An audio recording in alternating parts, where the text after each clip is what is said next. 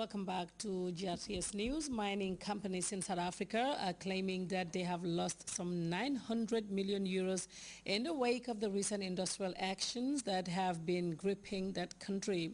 The wave of labor disputes, which also means less tax revenue for the state, is compelling both the government and employers to step up efforts and aimed at ending the strikes. Details in the CFI report.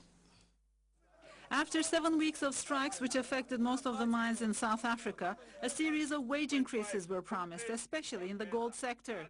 With the rise in the price of gold, workers in gold mines can hope for a wage increase of between 11 and 20%. But things are not looking up in the platinum sector, where strikes continue, particularly in mines that belong to Amplats, the world's top platinum producer. Mining companies are saying they have already lost some 900 million euros in the conflict. This also means less tax revenues for the South African states. Economic growth in South Africa has slowed to just 2.5% this year, held back by both global uncertainty and disruptions to domestic production. Revenue collection is expected to be 5 billion rands less this year than the February estimate. The budget deficit is projected to be 4.8% of GDP. Our economists fearing a meltdown in Africa's biggest economy with other sectors joining the labor unrest, the government and employers are stepping up the pressure to put an end to the strikes. In the last few days, mining companies have been threatening to fire thousands of strikers if they don't go back to work. Spanish Coast Guards have announced that they have rescued 17 survivors and recovered more than a dozen dead bodies of African immigrants traveling by sea from Morocco to Spain. And the chief prosecutor at the International Criminal Court, Fatou Bensouda, has blamed Kenyan authorities for not responding to numerous requests made by her office as part of investigations into the 2007 post-election violence that took place in the East African nation. We have more on those and other stories in this African News Roundup. A group of African immigrants perished as they were traveling by sea from Morocco to Spain Thursday. Spanish Coast Guards at the port of Almeria announced they rescued 17 survivors. They also recuperated 14 dead bodies. The number of fatalities has not been confirmed yet. There were 70 people reported to be on the boat when it set out.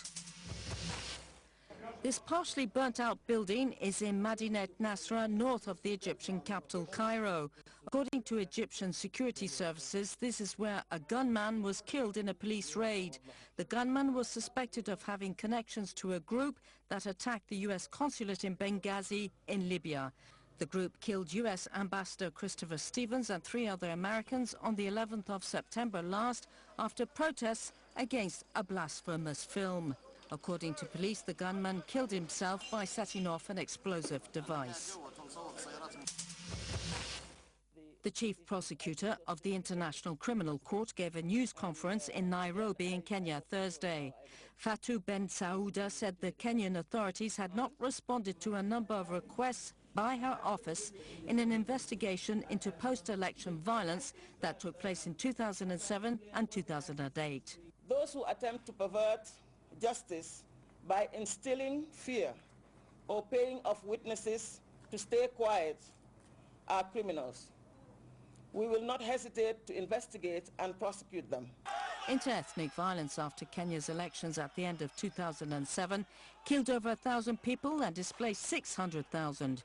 4 high-ranking Kenyan politicians have been charged with crimes against humanity. 2 of the 4 are presidential candidates in Kenya's next election.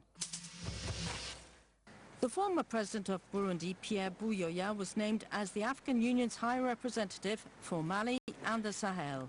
The African Union is reinforcing Pan-African cooperation with the aim to help Mali out of a crisis that has seen a vast swathe of the north fall under the control of Islamists and rebel groups. Pierre Buyoya is a trained soldier and he is the 2-time president of Burundi following a putsch, but he has built himself a reputation as a democrat who handed rule back to a civilian government. The Pakistani schoolgirl and activist Malala Yousafzai has been reunited with her family in London. Far from being silenced by the attack on the young girl, many in Pakistan are actively moving Malala's message forward. Brave men and women are demanding that girls' education be a matter of national concern. Let's turn on to this CNN report for more. The young girls studying here are reluctant to appear on camera for fear they may be targeted too. But they are brave enough to come to college because, they tell me, they are scared.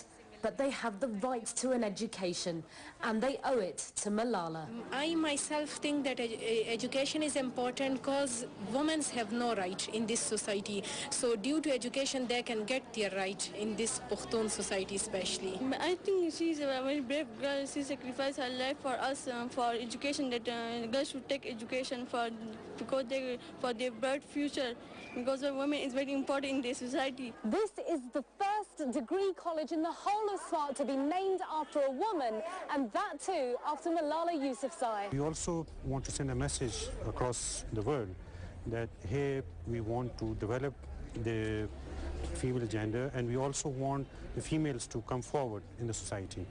Are you trying to send a message to the Taliban too?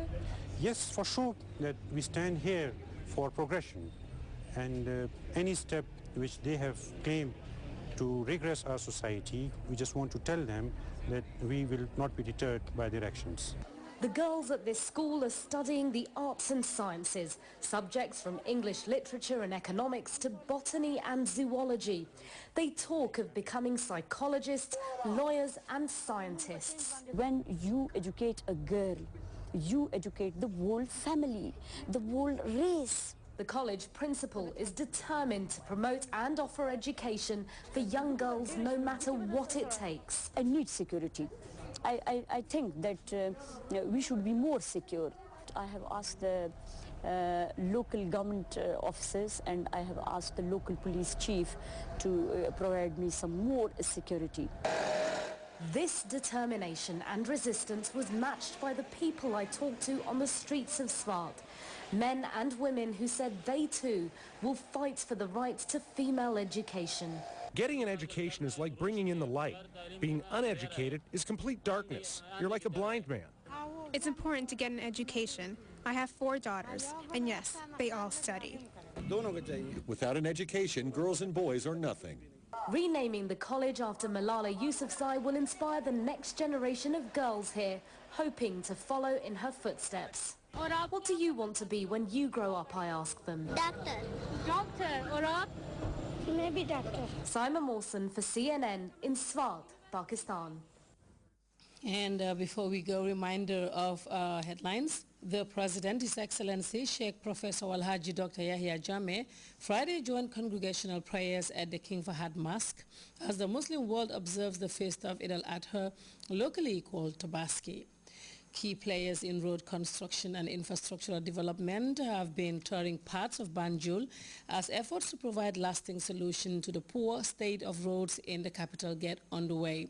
Spanish Coast Guards have recovered more than a dozen dead bodies and rescued 17 other African immigrants traveling by sea from Morocco to Spain.